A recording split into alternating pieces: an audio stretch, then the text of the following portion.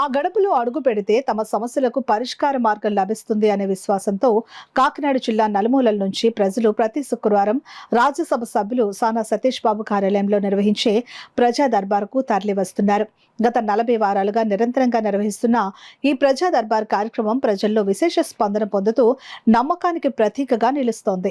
ప్రజల విశ్వాసం వమ్ము కాకుండా వారి సమస్యలను పరిష్కరించేందుకు రాజ్యసభ సభ్యులు సానా సతీష్ బాబు ప్రత్యేక బృందాన్ని ఏర్పాటు చేశారు. ప్రజల నుంచి స్వీకరించిన ప్రతి అర్జీని సంబంధిత అధికారుల దృష్టికి తీసుకుని వెళ్లి పరిష్కారం దిశగా చర్యలు చేపడుతున్నారు. ఇప్పటికే నిర్వహించిన 40 ప్రజా దర్బార్ల ద్వారా అనేక ప్రజా సమస్యలు పరిష్కారం పొందగా ప్రజల విశ్వాసాన్ని ఎంపీ మరింత బలపరుచుకున్నారు. శుక్రవారం జరిగిన 41వ ప్రజా దర్బార్లో కార్యాలయ ఇన్ఛార్జి మేక లక్ష్మణమూర్తి ఆధ్వర్యంలో నాయకులు గింజాల శ్రీనివాసరావు, ములుకుర్తి వెంకటేశ్వరరావు, జున్నూరు బాబ్జీ, డిఆర్యూసీసీ సభ్యులు ముత్యాల అనిల్ కుమార్, సిరియాల కొండబాబు తదితరులు పాల్గొని అర్జీదారుల నుంచి వినతి పత్రాలు స్వీకరించారు. ఈ సందర్భంగా సామర్లకోట మండలం పెదబ్రహ్మదేవం గ్రామస్తులు రైల్వే అండర్ పాస్ బ్రిడ్జి ద్వారా రాకపోకలకు అనుమతులు లేక తీవ్ర ఇబ్బందులు ఎదుర్కొంటున్నామని ఆవేదన వ్యక్తం చేస్తూ అర్జీ సమర్పించారు. గ్రామస్తుల సమస్యను రాజ్యసభ సభ్యులు సానా సతీష్ బాబు దృష్టికి తీసుకుని వెళ్లి త్వరితగతిన పరిష్కారం దిశగా చర్యలు తీసుకుంటామని కార్యాలయ ఇన్ఛార్జ్ మేక లక్ష్మణమూర్తి హామీ ఇచ్చారు. పార్లమెంట్లో కాకినాడ జిల్లా సమస్యలపై గళం విప్పుతున్న ఎంపీ దృష్టికి ఈ అంశం చేరడంతో త్వరలోనే తమ సమస్యకు శాశ్వత పరిష్కారం లభిస్తుందనే ఆశాభావాన్ని గ్రామస్తులు వ్యక్తం చేశారు. అదేవిధంగా అమలాపురంలో నిర్వహించిన బాడీ బిల్డింగ్ పోటీల్లో విజేతగా నిలిచిన సిహెచ్ విశ్వసాయిని కార్యాలయ ఇన్ఛార్జ్ మేక లక్ష్మణమూర్తి ఘనంగా సత్కరించారు. 41వ ప్రజా దర్బార్లో జిల్లాలోని వివిధ ప్రాంతాల నుంచి వచ్చిన మొత్తం 23 మంది అర్జీదారులు తమ సమస్యలను విన్నవించుకున్నారు. కార్యక్రమంలో రాజ్యసభ సభ్యులు పిఏ గౌరీశంకర్, సురేష్ తదితరులు పాల్గొన్నారు. రైల్వే గేటు కాలువలోకి నీళ్ళు తాగినా కానీ లేకపోతే రైతులు అక్కడ కడక్కోవడానికి కానీ వెళ్ళినా కూడా చాలా ఇబ్బంది పడిపోయి అక్కడ పశువులు కూడా మరణిస్తున్నాయి. దీనివల్ల గ్రామం అంతా కూడా పైనుంచి ఇళ్ళపిల్లి రంగాపురం నుంచి కూడా వస్తున్నారు.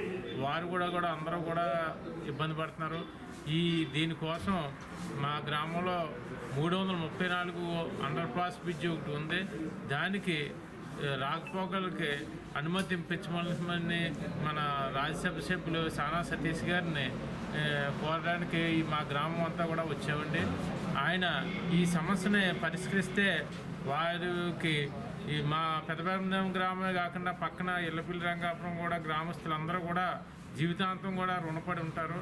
ఈ కార్యక్రమం ఆయన చాలా శ్రద్ధగా చేస్తారని నమ్మకంగా వచ్చామండి.